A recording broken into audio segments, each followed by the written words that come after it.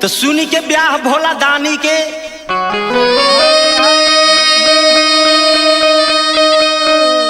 कि देवदानो बिटुरा गईले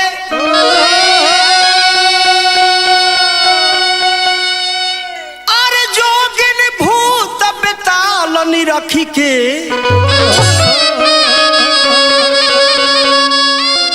शिवदानी हरसा गईले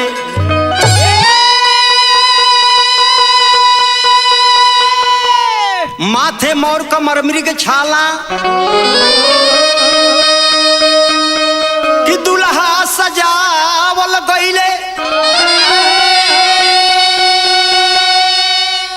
अरे बाजल भातियनी कोन बाजे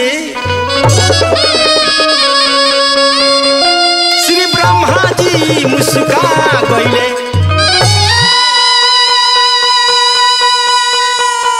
देखिए एक समय के बात हो कि तारकासुर के अत्याचार से सब देवी देवता लोग परेशान रहे।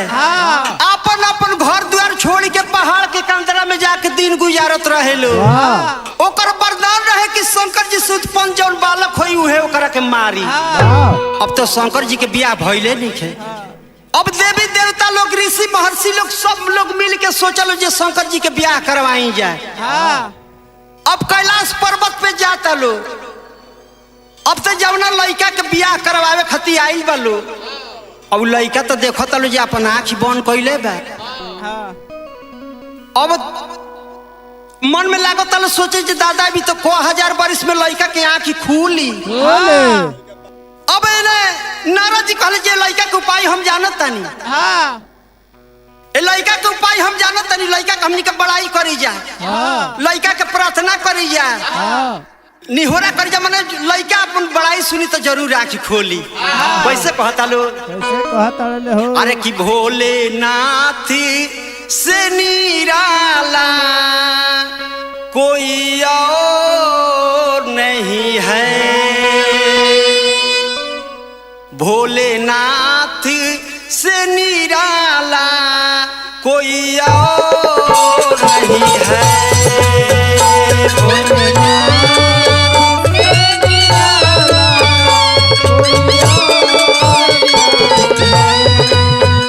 भोलेनाथ से निराला कोई और नहीं है।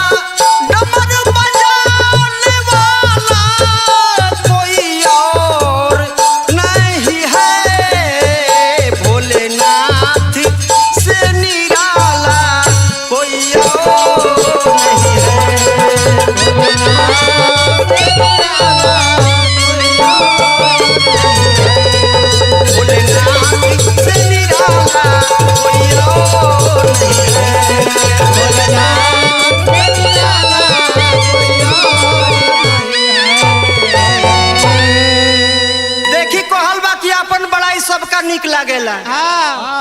अतना बड़ाई जब देवी देवता लोग कोई शंकर जी की आँख खुलल। जब आँख खुलल तो डरे के हु बोलते नहीं थे। शंकर जी कहनी कि बताई सब रउआ सब का आइल बनी। अब तो डरे के हु बोलते नहीं थे। नारद जी कहले जा महाराज जी लोग का बोली लो माने हमनी के विचार बाकी रउआ अपना माथे मौर धरी। अब तो शंकर जी अंतर्यामी सब बात को के जानते बनी लेकिन बतिया के तनी घुमा के ये मुनि मौरी का कहाला। नारद जी कहनी कि महाराज रउआ अपन बियाह करी हमनी के अपना आँख से देखब जा। शंकर जी कहनी कि बियाह ठीक में करब लेकिन हम बारात अपना मन के ले जाए। कहता रे कैसे कहता रे कि ध्यान लगा के सुने मित्रों एक मजे की बात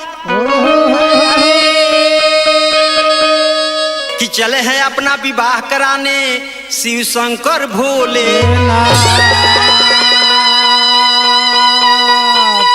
तो आज शादी जो महादेव ने रचाई है घर हिमाचल के बाजे ढोल और सहनाई है। जैसे हमनी के नेवता भेजाई ले जाओ शिव जी के नेवता कोइल है। हाँ। तो नेवता पाते ही तुरंत लक्ष्मी जम कुबेर चले। नेवता पाते ही तुरंत लक्ष्मी जम कुबेर चले। नेवता पाते ही तुरंत लक्ष्मी जम कुबेर चले। कोई पैदल तो कोई चढ़ के गरुड़ शेर से चले। कोई पैदल तो कोई चढ़ के गरुड़ शेर से चले।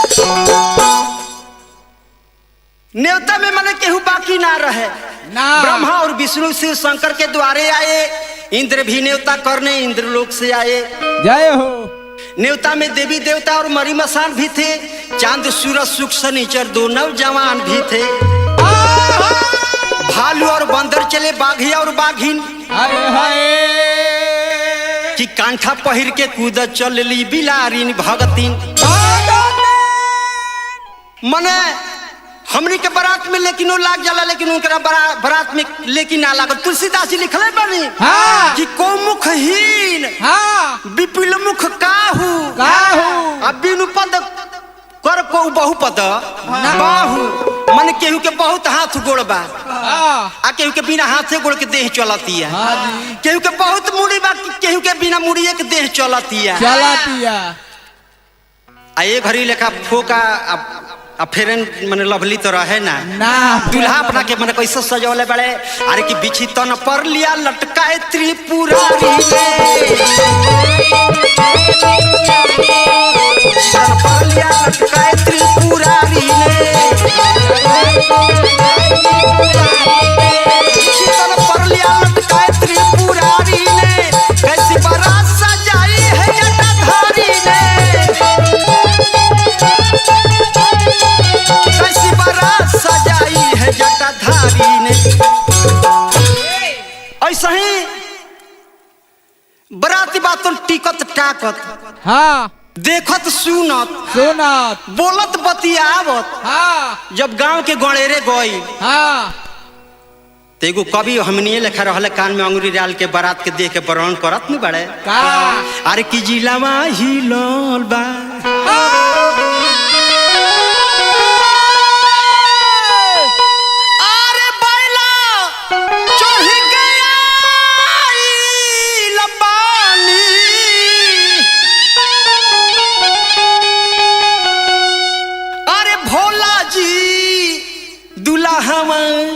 जिलमा हिलल बा। अरे गरादा उड़वलनी आसमान जिलमा हिलल बाटे। यही बतिया हमनी के गुरु स्वर्गीय वीरेंद्र सिंह धुरान जी कोई गुल्लाई मुँह हुआ के मने गावत नहीं। हमनी के चली हमनी के आगे के काम करी जा। हाँ। बारात के देख के लड़का जब देखले सो तो डरे भाग गईले सो। हाँ। अब घरे जाके कहते रहे सजे माई अब गांव में केहू बाची उची ना माई कहली जी बबुआ कहाँ है। तो माई बिना मुड़िए के देह बिया अब बिना हाथे गोड़ के देह चलत या ऐसा ऐसा बाराती आई बिया। हाँ। अब तो गांव भर के जनाना लोग जुटल बा। जनाना लोग बारात में ये से जाला जे फलनिया के दूल्हा मने कैसन बा। हाँ जी। और तो भीड़ में लड़का चिन्हाते नहीं थे ना। एगो पुरानिया औरत रहली कहली जा रे हे बारात में तो लड़का चिन्हाते नहीं थे। लड़का कहाँ बा हमारा तो जाना तो बैला पे बैठल बा 3-3 गो आँख ले ले टुकु टुकु ताकत ये दादा लड़का उहे नानू हो। हाँ। अब तो भर गाँव में हाला हो गल क्या है दादा लड़का तो उहे हो। अब कहल जा रे हमनी के तो ऐसा बारात ने अपना आँख से देखले रहनी हजा। हाँ। ना कान से सुनले रहनी हजा। हाँ। ना कोनो किताबी में पढ़ले रहनी हजा। हाँ। चलो सबने हमनी के अपना अपना घरे चली जाए। कहता लो अरे कि ऐसा दूल्हा ना देखनी बाप रे बाप।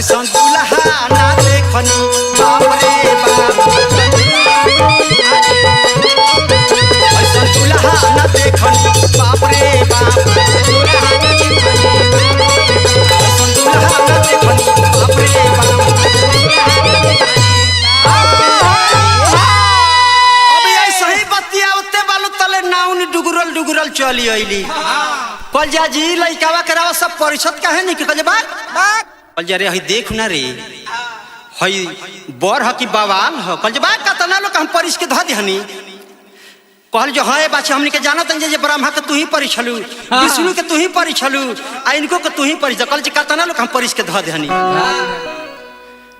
अरे फलाल के परि छलू चिलाल के परि छलू अरे सब के परि छलू त का भई अरे तनी हिनका के परि छ त जानी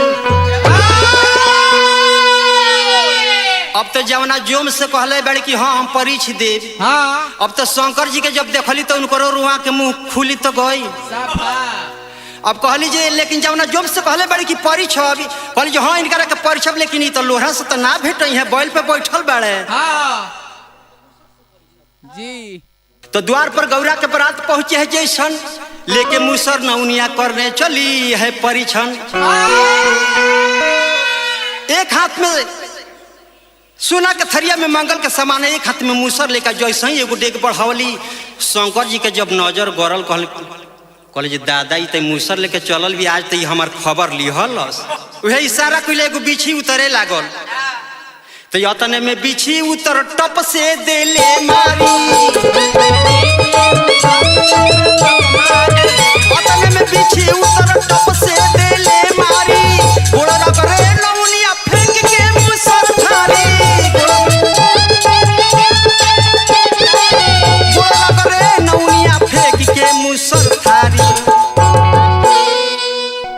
थरिया कहीं ओने बिगा गइला मुसर कहीं ओने बिगा गइला लागल गोड़ रगरे कहतिया कि दैया रे दैया ऊपर पाड़ी चढ़े सखी लोग कहल जे हे दादा अभी तो हमार बाछी लगियो नहीं खी गई अभी तो फरके रहलिए इनकरा का हो गई कहतारी के बिछी न रहे उ तो रहे बन बिछावा अरे कहवा से दुल्हा ई लखी मले छावा दैया रे दैया ऊपर पाड़ी चढ़े सखी लोग कहल जे तारा के यही से हमनी को कहनी है जे मत जा ब्याह शादी के घर हमनी के झरवैया मैंने कहाँ से ले आई जा कहता लो अरे कि कहवा से खोजी झरवैया मैं क्या करूं कहवा से खोजी झरवैया मैं क्या करूं बिछिया के मारे मोस सहलो न जाला के मारे मोस सहलो न जाला पर तारी बाप औरी दैया मैं क्या करूं पर तारी बाप औरी दैया मैं क्या करूं यही बीच में माता पार्वती के माता सोना के थरिया में मंगल के सामान लेके परीक्षण खाती बातें चलल बाड़ी अरे परीक्षण चलली मोहतरिया नागावा छोड़े फूफू अरे थरिया पटकी मैया घर में समैली अरे अगुआ के देवे लगली गोरिया अब बेटी लेके पीटेली का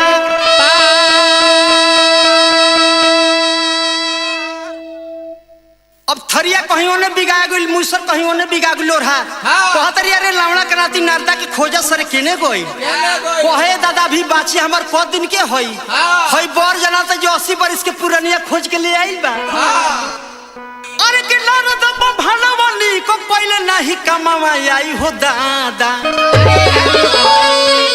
अरे खोज दी हले बारवा गमार आई हो दादा खोज दी हले बारवा गमार आई हो दादा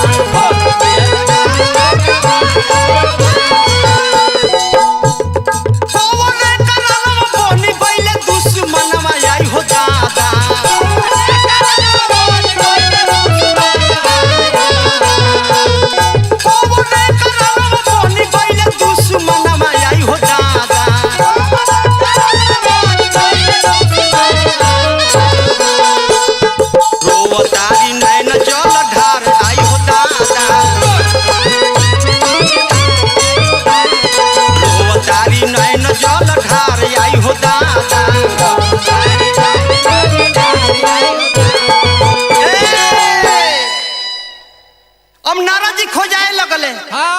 से जो अगुआ रहले नारद जी, नारद जी के कुल लोग खोजे लागल। कहता लो अरे कि नारद भनवा कैसन, अरे ले आइल बर हारा हरी हारा हरी। ए तो देखी लागत ताटे डर हारा हरी हारा हरी, देखी लागत ताटे डर हारा हरी हारा हरी। गोल मुंडन के गोर माथे, अरे गन के लहर हारा हरी हारा हरी। तो बैठे बैला के ऊपर हारा हरी हारा हरी,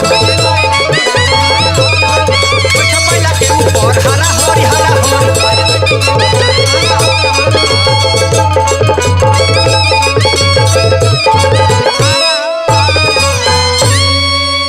पीछे गोतरे गोतर पैसे, अरे जय है कोहा बर हारा हरी हारा हरी। ए तो लटकल यजगर हारा हरी हारा हरी, लटकल यजगर हारा हरी हारा हरी। आगवा कहता लो कि तो पियला जहर गाना, अरे गावे राम शंकर हारा हरी हारा हरी। तो धुरा न बोले लेनी डर हारा हरी हारा हरी, धुरा न बोले लेनी डर हारा हरी हारा हरी। अभी इतना विचार करता लो तले नारद जी उजावा टपकी गईले। कहले जे रे रउआ सब काहे इतना देरी कइले बानी। तो नारद जी के तो मुँह ही रहे ना, चिरकी ध के सखी लोग लागल हिलावे। कहले जो कहना इका बार के तहर फेंक दी जा। कहे दादा तहरा आँखी में माड़ा बात छोले रहल हा, हमनी के सखी हई क दिन के हई, इनकर बर बात खोजेल बस जलाता जे 80 वर्ष के पुरानिया हो। कहता लो अरे कि चिरुकी उखारू एक पर चिरुकी उखारू रे, अरे यही नारद बाभाना के चिरुकी अरे हाथी हाथी कहले रहुए बैला पे सवारी रे, अरे यही नारद बाभाना के चिरुकी अरे गहना गहना कहले रहुए सपवा के सिंगार रे, अरे यही नारद बाभाना के चिरुकी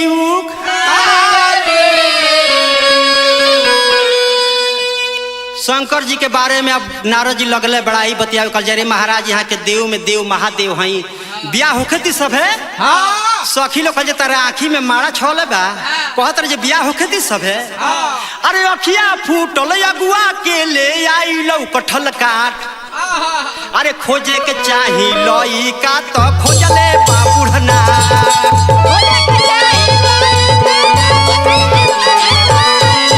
खोजे के चाही लई का तो खोजले बाबूढ़ना।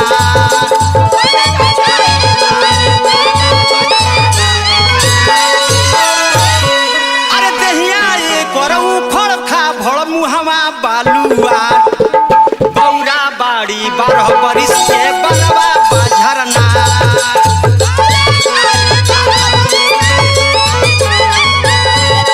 बौरा बाड़ी 12 बरिस के बनवा बाझरना।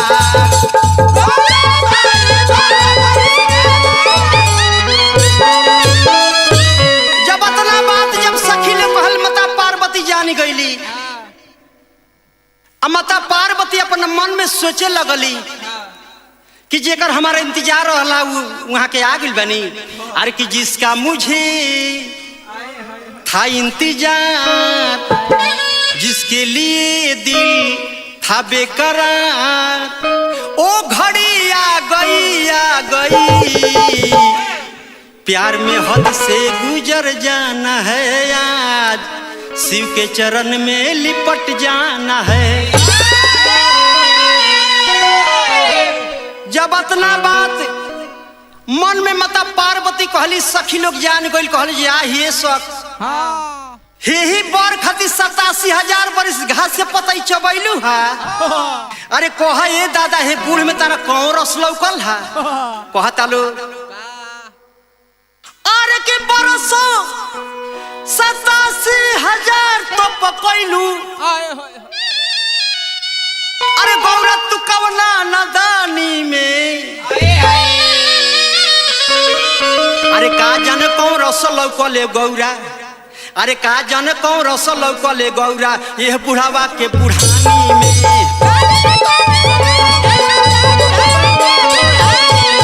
का जाने कौन रस लौकले गौरा ये बुढ़ावा के बुढ़ानी में।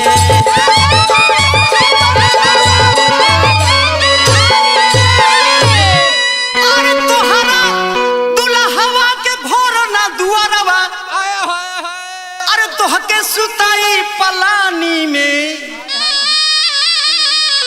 ए सखी अरे माखन मिश्री से भेंटो ना होई भंगिया रगर बुचुहानी में। माखन मिश्री से भेंटो ना होई भंगिया रगर बुचुहानी में।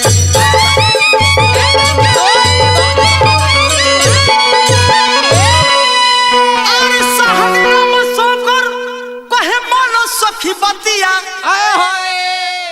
अरे मजा न पैबू जवानी में। और ये सखी अब से अपन इरादा बदल दो। अरे बुढ़ावा धूरा न के आ सके छोड़, अरे बुढ़ावा धूरा न के आ सके छोड़ जिंदगी बीतेबू गलानी में।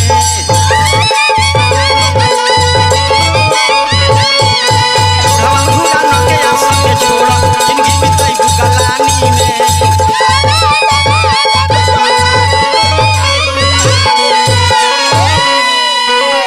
माता पार्वती कहली कि बताई नैहर में हमारे यहाँ के तनिको इज्जत ना कोईनी, नैहर में हमारे यहाँ के मुड़ी गड़वा देहनी।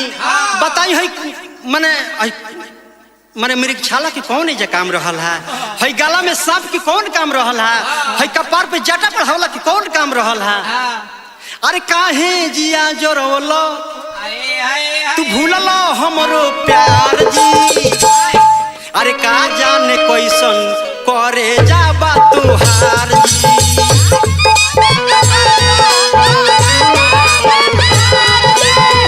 का जाने कैसन करे जाबा तुहार जी।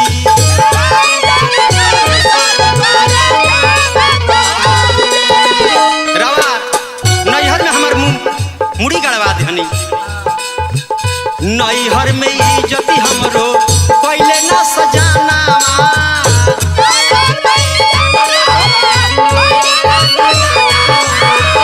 नैहर में इज्जती हमरो पहले ना सजाना।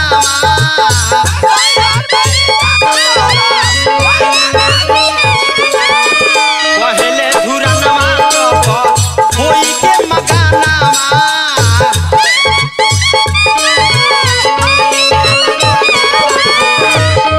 खूब सुंदर रूप बनवले, खूब सुंदर रूप बनवले। भइल खुशियाँ मन में पार जी, का जाने कैसन करे जाबा तुहार जी। जब इतना बात माता पार्वती जब कहतरी शंकर जी ऐसा रूप बनवले, ऐसा रूप बनवले कि सब लोग मोहित हो गई। वो रूप के देख के सब लोग मोहित हो गई। अब दुल्हा आंगन में जाता रहे, अब विवाह के बाद तैयारी होती है। कैसे होता अरे कि पुरैनी पात पर बैठेली गौरा देई।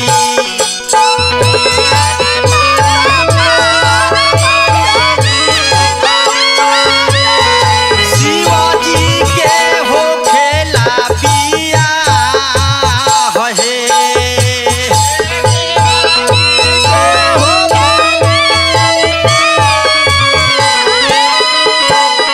ब्रह्मा जी बैठी के वेद उचारे।